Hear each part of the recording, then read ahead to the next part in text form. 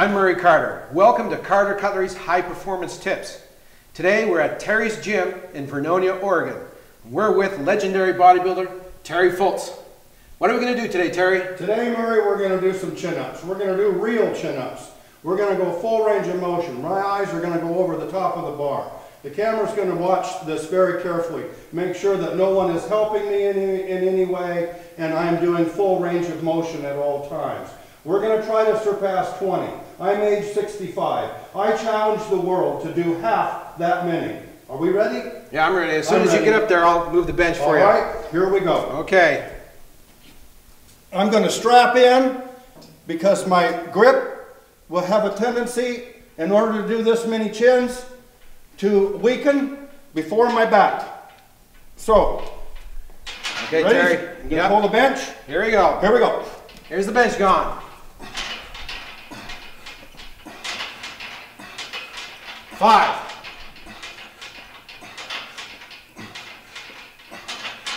10.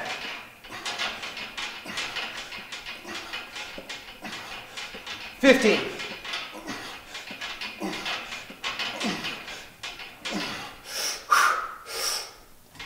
20. 21. There you go, Terry.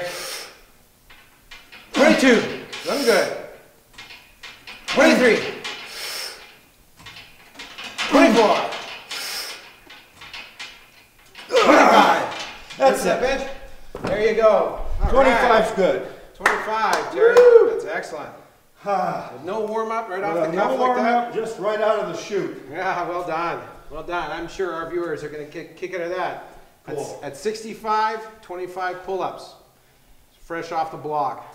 Regular person off the street, maybe 3. Yeah. Full range. Proper chins. And that's with the grip on the outside too, not the grip on the That's inside. the pull-up. Pull-up, yep. This is the chin-up. Mm-hmm. Yep, I'm out of breath. Okay, well, we'll start with our tips in a few minutes. Very good.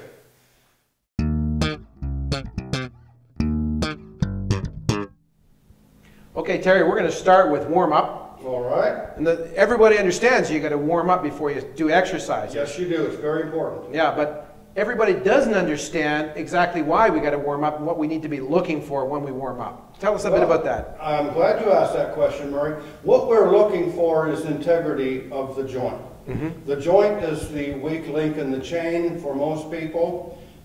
There are a lot of issues that can stem out of a joint problem. Shoulders especially are weak because they are so movable. Mm-hmm. They are multi-motion joint and have a lot of flexibility at the joint itself. Because of that, there is also a potential for a lot of problems that we may or may not even be aware of. We could have helped someone change a tire the night before. Yeah. And we could have turned something and upset one of the rotator cuff muscles, and we may not even be aware of that. So if we come into the gym and we just take right off into our workout without first testing the water, so to speak, through stretching, we could set ourselves up as to a vulnerability issue and take what was formerly something easily identifiable and turn that into a major injury. So what we're going to do is we're going to lightly stretch and we're going to lightly press against the joints of the body to make sure we don't feel anything unusual. If we do, we need to pay attention to it. Okay, well, let's see how you do that. What we want to do for upper body is pull against the joints themselves by doing something like this and then rotating the shoulder and dipping my legs a little bit. I'm changing the angle. I'm searching. I'm making discoveries about myself, and I'm looking for something that may not be quite right. I can do the same, just the opposite, and I can push. It doesn't take a lot of resistance to discover if something's amiss inside the joint. And if it is, you need to be able to, in order to work around that issue, we can still do our training, but what we don't want to do is take a small injury and turn it into something that's going to render us out of the gym, period. Sure, because that's a major cause for a lot of people to have to give up bodybuilding, is an injury, which in many cases probably was preventable or avoidable. Most injuries are preventable, and what you don't want to see people do is not allow a small injury to heal and properly heal before you go ahead and put a lot of resistance back onto that muscle group, that joint, whatever, wherever in the body that little infliction may have occurred. And we're going to be covering that in a later tip, how to heal up from injuries, proper use of ibuprofen and so on. And that type of thing. Yeah. Well, let me give that a whirl and let's see. Try that. Just get in there and stretch a little bit. Pull. Now rotate that shoulder a little bit. Dip the legs down a little bit. Change the angle. Yeah, I can feel it differently in different parts. Yeah, you'll feel it differently just by moving the body around. Okay. Feel it in the elbow, feel it in the wrist, feel it in the shoulder. You'll feel it down the spine. Yeah. What you're doing is you're making discoveries. You're trying to find and establish whether or not your body has structural integrity. If your integrity is there, then you're safe to go ahead and proceed with some major resistance. Okay, so now I feel a little bit of soreness in my muscles from the last time we worked out. We did chest. Now, what's the difference between just normal soreness in your muscles and some kind of pain you might feel in your joints? Okay, that is the difference. Soreness in the muscle is this. Soreness in this soft tissue that we call muscle. Okay? Joint is not bathed in red blood. It doesn't have the nutrient supply that the soft tissue does. It takes a long time. It's like a nerve. A nerve is protected within a sheath. Okay? The sheath prevents that nerve from getting fresh nutrients. It takes a long time for nerve damage to heal.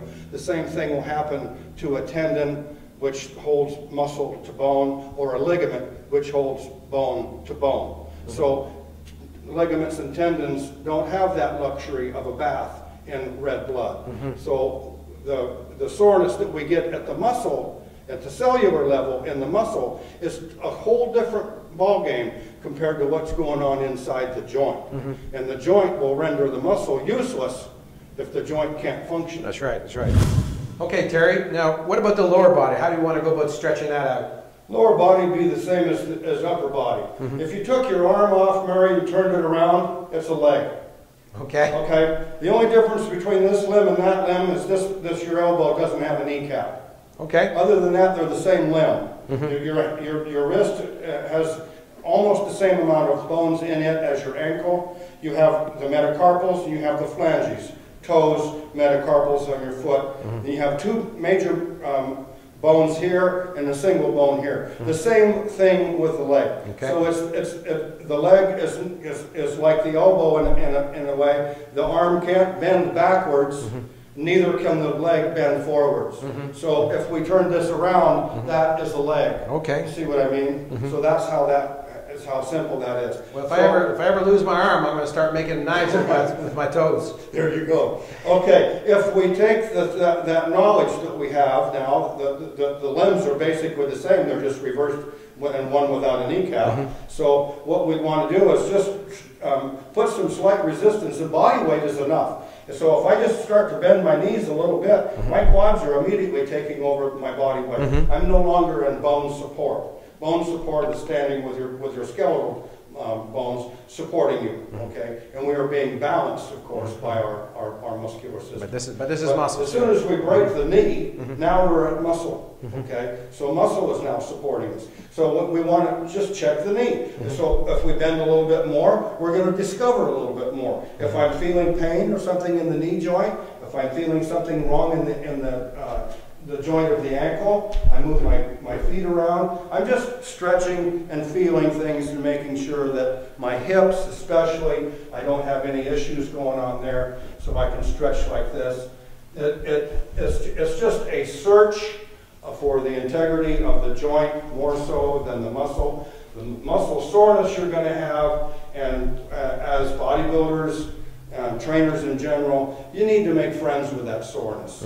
The soreness that we get when we work our muscles is something that tells us how well we've worked our muscles. Not especially how hard we've worked them, but how well. There's a difference there, how well versus how hard. If we work them well, they'll be sore for quite some time. If we work them super hard, we may create an injury. So during the training tips coming up later, we'll go over the differences between that. Yeah, we want to talk about difference between fatigue and overtraining, for example. Absolutely. Yeah. Okay.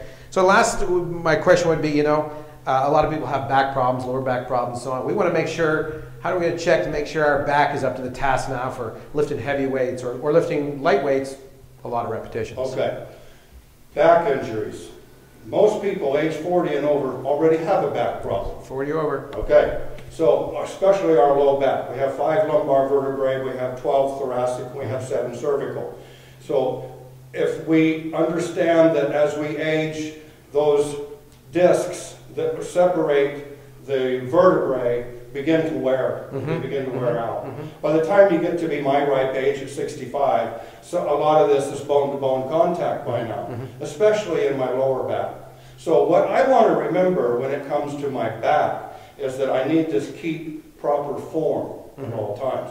Keeping my alignment in order. So when I move, and if you watch me move as I train, I generally try to keep my pelvis and my shoulders square. So a bad thing would be to take a good amount of weight and do this with it. Okay? Because that's the classic all back that injury right rotation on those lower vertebrae at the low back. See, my upper body's staying pretty square, but all the rotation's happening at the waist. So obviously then it makes more sense for me to do this, to move that leg and keep the pelvis and the shoulders square. There's where you're going to have fewer problems. To test that, it's simply a matter of just bending over, and you can feel, let your arms just dangle, and just bend over and feel your back. Let it stretch, let it stretch. And again, I want the camera to notice here, I'm 65 years old, and I'm wrapping my feet under my hands under my feet, and my legs are straight. And that was really no effort.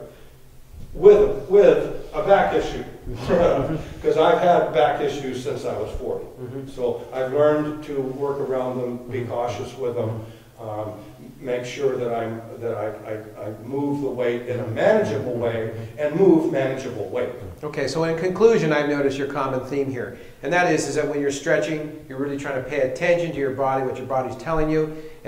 It's an opportunity to check your systems. It's like a pre-flight check on a helicopter. Absolutely. That's exactly, and it's just as important. Yeah, and so this is going to, we don't just, when we finish stretching, we don't just leave our brains in neutral there. We take that information and then integrate that with the rest of our workout. We certainly do. Yeah. What we want to do with that initial stretch and warm-up period is to set the stage, so to speak, for that workout for a successful workout, yeah. For a successful workout that day. And then we have to always remember and never neglect the fact that every time we walk through the door to the gym, something's changed. It's either the result of the previous workout, something that we did at work or in fun, or the way we slept that night. So something has changed. We're never the same people twice in a row. Each time we come to the gym, we have different issues to deal with, whether that's emotional, mental, or physical. But we are never the same person 2 days in a row. So we've always got to make sure that we kind of test that water. And that's a Carter Cutlery high performance tip.